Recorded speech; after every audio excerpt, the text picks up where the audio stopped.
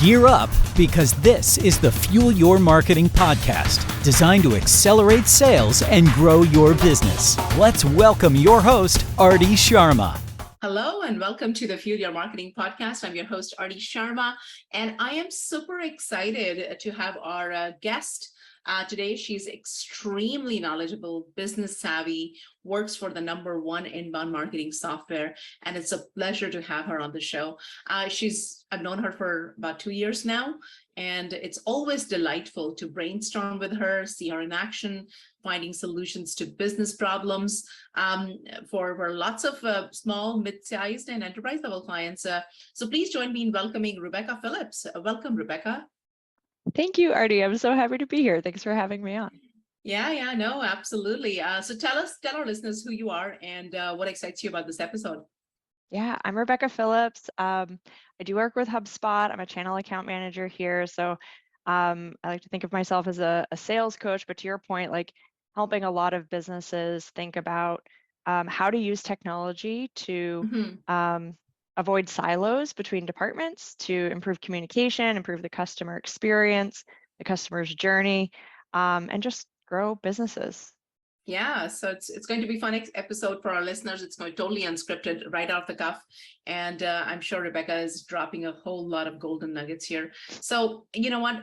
Tell us, like, #1 software, marketing technology software, but you started off as a CRM. So what do you think about it? What is a CRM and what do you think about CRMs? Yeah, so, a CRM, I think about a CRM as like a digital Rolodex. When I started in sales, I was on the road, driving around, taking notes on a notepad, on a clipboard. I don't mean to date myself or anything, but I did use Rand McNally Maps, and that's how I got around before Google Maps was a We all thing. did. I think I started maybe with Yahoo Maps. In any case, there is a better way, and that is a CRM, a customer relationship management system, where you have all that data in one place. So, if I'm out sick or if I find a new job, all that information is available to everyone in the company. And it also makes a better experience for the customer too, right? Because Absolutely. you're able to pull up that information on how they've interacted with you in the past. Totally. And you know what? I mean, in this day and age, customer delight is a big thing, at least for us as a company at Measure Marketing. Customer delight is our top #3, I would say, management business objective. So there's always been a mindset that, small companies and the early stage startups and businesses do not need CRM or any level of automation yet. What do you think? Gosh, that really surprises me when I hear that, because I've worked in really small companies before, and family-run businesses, and I know that you wear a lot of hats in those companies. A lot of people do wear a lot of hats in those companies. And so I think having access to that information and across teams, across individuals, and then also having automation so that you have more time to focus on the things that are going to move the needle is super critical. So yeah, I don't think at all it's just for larger organizations. And I know you've worked with varying size organizations. How do you feel about that? Yeah, no, I think first and foremost, I think it is all the more critical and important for leaner organizations to have some sort of an automation, because now you have multiple people, but all these people are wearing multiple hats, right? And when you wear multiple hats, you really need some sort of a productivity efficiency built into your day. And I think it's all the more critical for smaller organizations to start budgeting for those kind of marketing softwares, marketing technology, ad technology, especially in this day and age where customer experience is really a huge, we always hear HubSpot talks about the customer centric companies. This morning I saw a post from Dharmesh where he said, he's big on Venn diagrams, and he's got a Venn diagram where he said, most companies who who focus on the competition, they fail. Instead, companies should be more focused on the customer, right? So I think more and more companies should be focusing and kind of looking at their perspective differently, and looking at their customers as the center and the core of everything. And so yeah, you rightly said it. We were Constant Contact partners, Sharp Spring partners, and then we decided to be a HubSpot partner. There's a reason, and obviously you know those, right? So let's take a step back. I mean, we just talked about it's important for even smaller organizations, or for that matter, any organization, to have some sort of a, I would say central resource or repository to keep their contacts. That's the CRM aspect of it. You know, we both talk to a lot of different potential customers of HubSpot, and I happen to speak to some frequently who've been burned by multiple CRMs. Mm. They've had little or no use of the same once they bought it. Or some of these companies are also living in the ancient world where they had these hard-coded CRMs. Back in the day, we didn't have HubSpot or the flexibility of On-premise, such. yeah. True. So now they're kind of, either they're not using it, or these heavy investments are sitting there because they haven't adopted well, or probably built into their sales and marketing systems. Do you experience that as well when you speak to companies? Yeah, and migrations can be a lot of work, right? To Yeah. move from one tool to another. So nobody really like wakes up one morning and says like, hey, I want to migrate CRMs. This No. sounds like a fun idea. Mhm. I think some of the pain points, or like the reasons that I hear people, saying we're ready, we have to do this, is Mhm. adoption. And you hit the Mhm. nail on the head by saying that, right? Like if Mhm. your team doesn't have a high level of adoption, whether that's your sales team, your marketing team, your service team, Mhm. your RevOps team, whoever it is, if Mhm. they're not adopting the tools that you're using, why are we paying for that? Why are we using that? We have a purpose and a function that we're trying to achieve. Mhm. The other side of that is like, it ties in with adoption. If it's not easy to use, right? Or if it's not customizable Mhm. to your processes and the data that you need to manage and the other tools that you're using, Mhm. then that's going to affect adoption, and it's going to affect reportability. So I think those are two major kind of parts of the same kind of problem. Awesome. Yeah. Yeah, that drive people to move towards, an all-in-one tool where you are able to do that has an open API. Mhm. Mhm. Yeah, you definitely, you said some really good stuff here out there. For I think people are fearful. Organizations, marketing managers, IT managers are fearful of two things that I've heard. One is, okay, how much time is it going to take for me to learn this new system? What kind of support exists? Is it going to be one of those systems that never gets evolved as our business evolves? Or will we be able to scale it and get the support needed during that adoption phase, if you will? And is this something that we own, or something that we grow with or not grow with? I think those are some of the fears that come with looking at marketing technology, if you will, or some sort of a CRM, or any kind of a system that allows for seamless integration with all the different departments. You mentioned the term RevOps, which is a really, I think, a buzzword these days. Everyone's talking about RevOps, and there's a lot of talk about variety of different folks being hired in organizations that are focused towards the customer, but also an integration of various teams to create that experience, right? So talk to me a little bit about, how does HubSpot fit into this overall RevOps journey? And how does a buyer, which is the core of, I think, the HubSpot platform, or for that matter, any organization should focus on their customer. How can they use that terminology, but also add technology to deliver on the metrics and KPIs and returns? Yeah, I think you touched on like the customer centric part of that. For me, the heart of RevOps is having the customer be the center. So Mhm.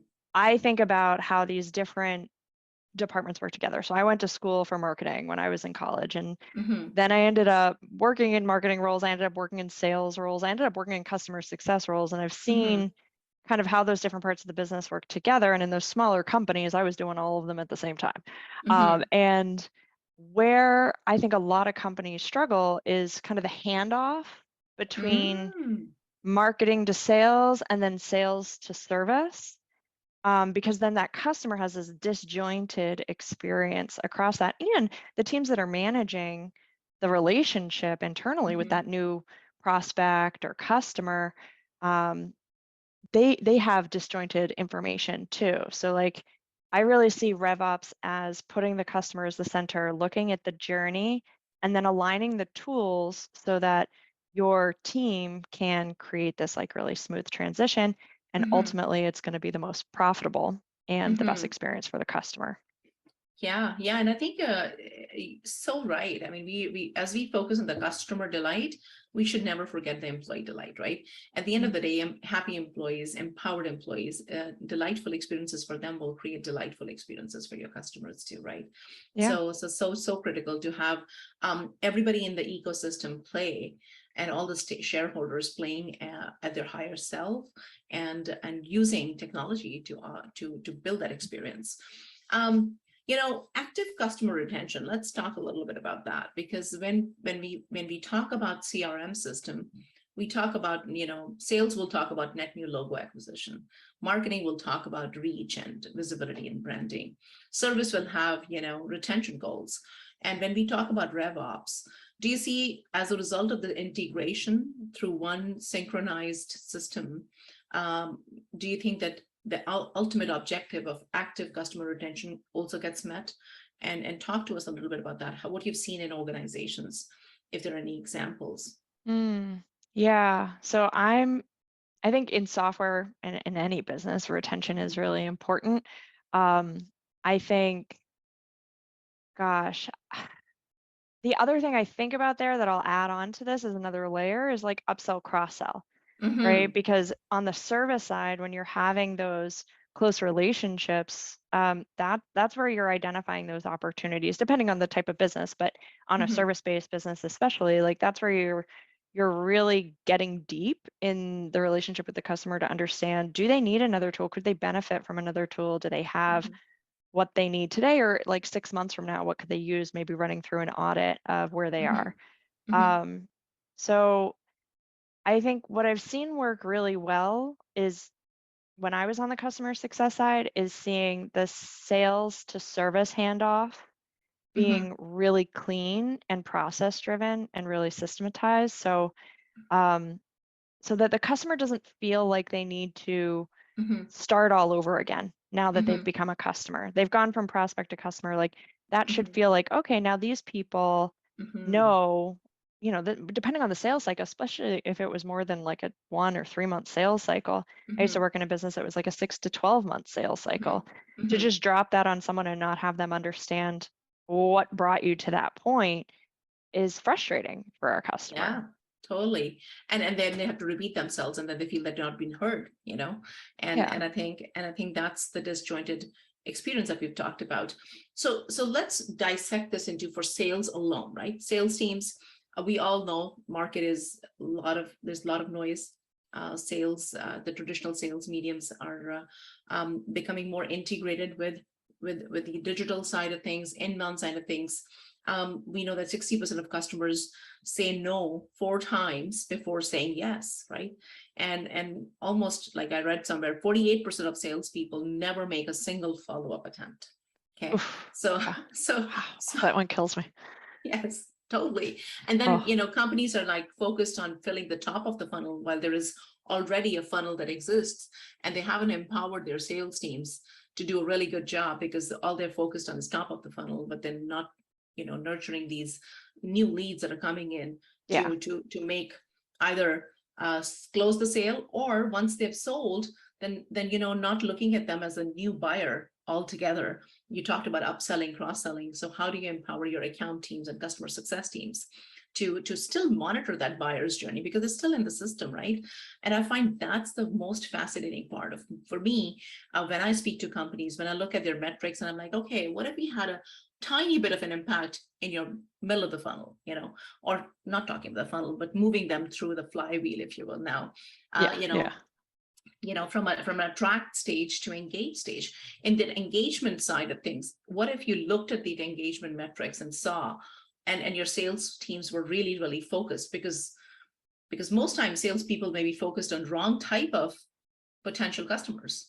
How do you have a velocity in your pipeline? I think most sales companies don't use that CRMs and marketing automation, and some sort of an automation on that level can really, really change their sales game, and they don't have to readjust their quota then come end of the year, or almost the Q4, right? The last quarter, and they're like, I don't think we can meet the sales goal. We need to readjust, and then you're like trying to go back to the board and say, okay, we didn't meet the sales quota because of X, or the marketing team feels very, I think the fear is that I don't think we're going to make that investment and make a full utilization out of it. So those are the frequent conversations I'm having when I'm in these discovery meetings.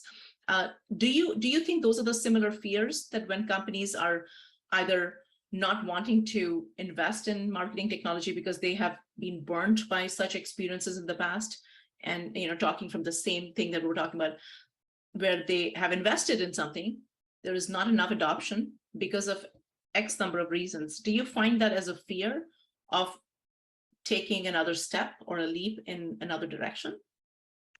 I do. Honestly, I think where the sense of calm comes with making that decision is working with a solutions partner like yourself, right? So Mm-hmm.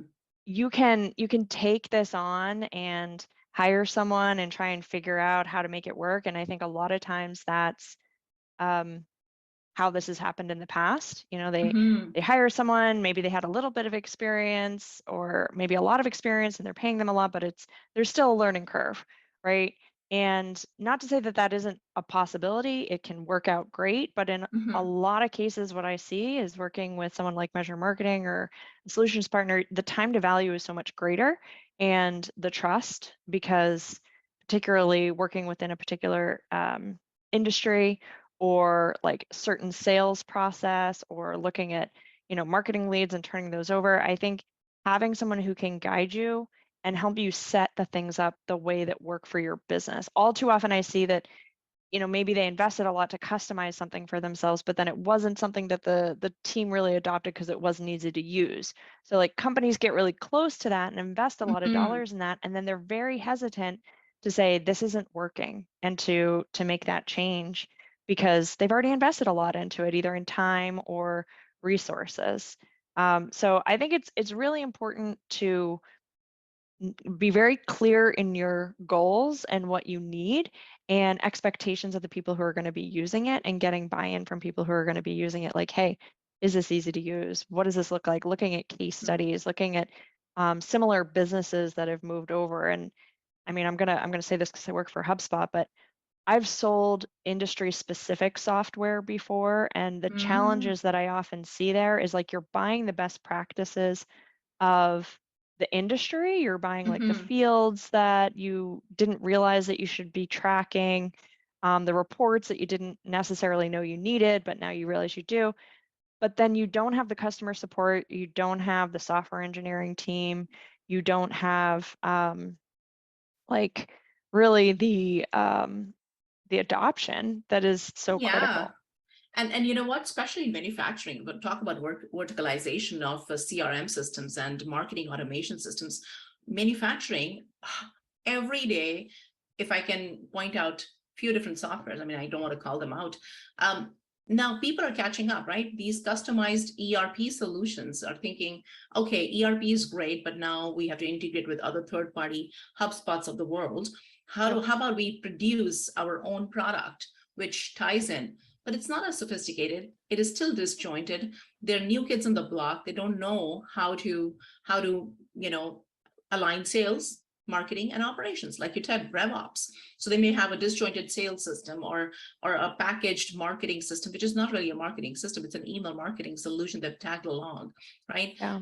And I find that several of ERP systems can integrate with HubSpot. We've got how many apps in the 200 plus apps in the marketplace. Oh, like 700 close to, yeah, 700 growing every close. day. Yeah, growing every day. And we've kind of actively, there's a community that is being built, which is app developers are contributing to the marketplace. And I think through Zapier and whatnot, there's a lot of integration possible. So I highly encourage the verticals that we service to say, hey, don't just go and, keep the patchwork approach. Don't keep layers on your ERP system then and make yourself feel good about that you have some sort of a marketing technology. I understand the importance of an ERP system, but you might need a different tool for Yeah. growth, for service.